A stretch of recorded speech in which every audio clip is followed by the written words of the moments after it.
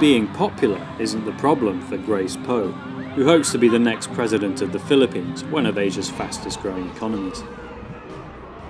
The senator and daughter of two of the country's most famous movie stars was recently campaigning in Cebu, the island nation's second largest city, ahead of elections on May 9.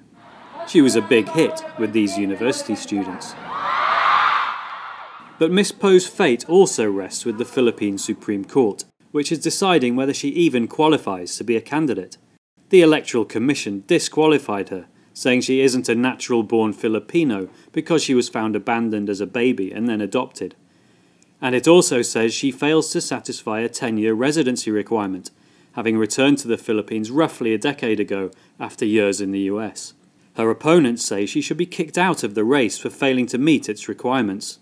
But Miss Poe says she qualifies on both counts and petitioned the court to overturn the decision.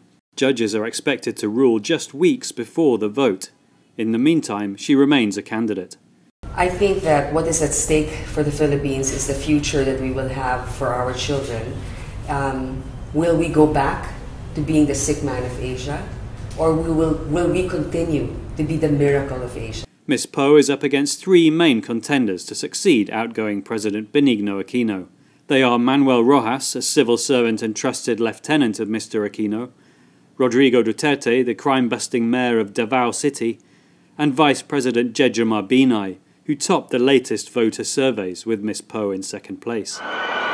The Wall Street Journal joined Miss Poe in Cebu City, where she gave local radio interviews and spoke in front of 3,000 students.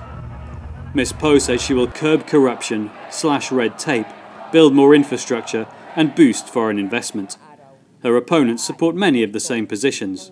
The people will be the judge, but I think that the people will be able to see through our platform that what we are really intending is to be able to secure a better life for the majority of Filipinos, that no one will be left behind. Miss Poe hopes her popularity will carry the day and argues that if the voters support her, she should have a chance to run.